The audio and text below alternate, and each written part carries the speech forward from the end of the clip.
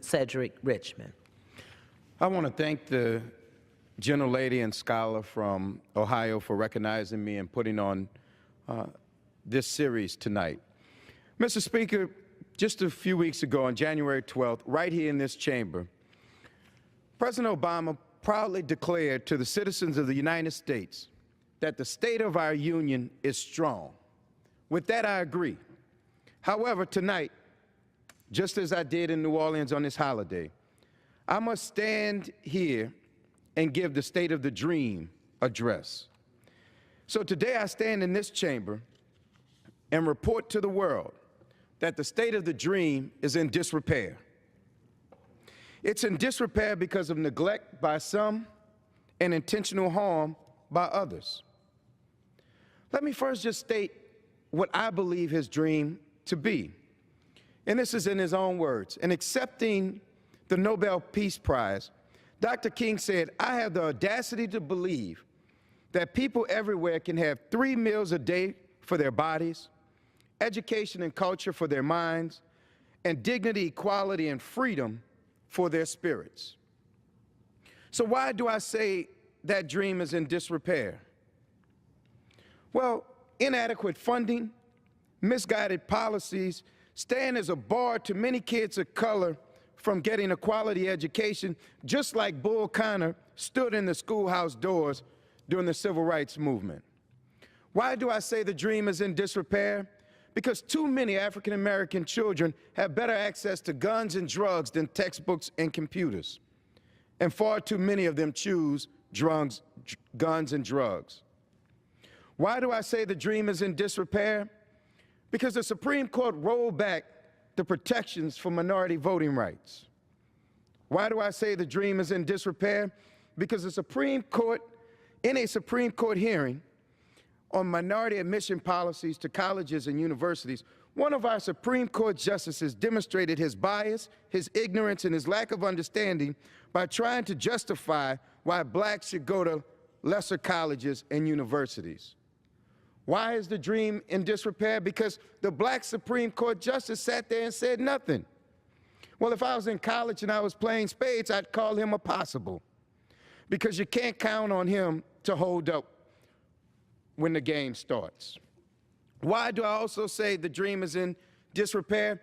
Because big Wall Street executives can steal millions and never get charged and never get held accountable, while young black kids who shoplift get prosecuted and fill up our jails and our prisons and create what we call the prison industrial enterprise.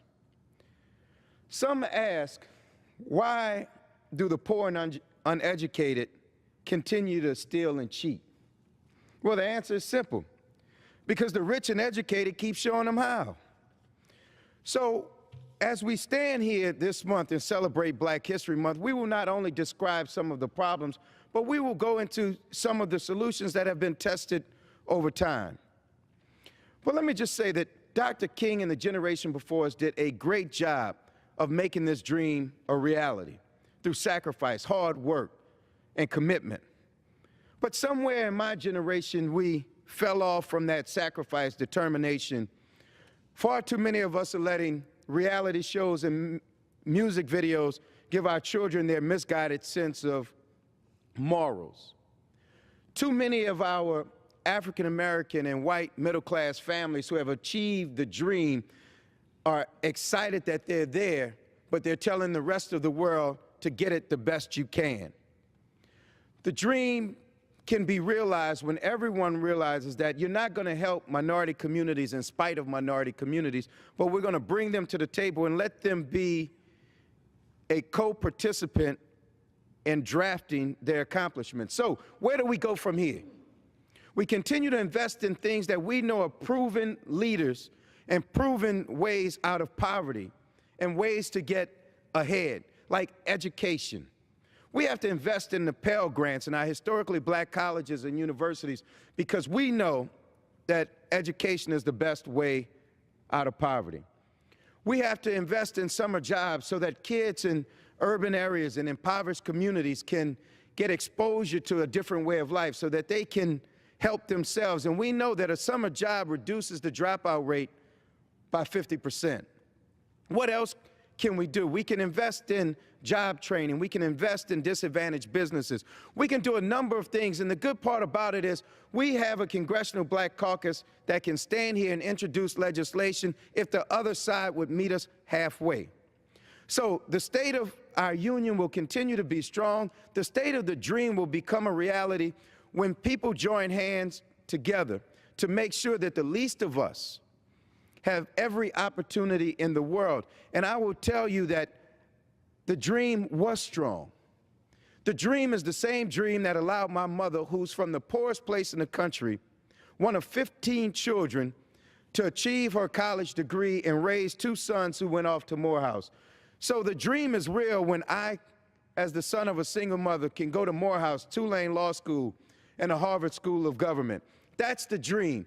So I stand here today as I close and just ask that we do what Booker T. Washington said. We may be as separate as our fingers, but we're as whole as the hand. So this body has an obligation to come together as the hand and make sure that we give every kid from every place in this country the opportunity to succeed. And with that, I yield back.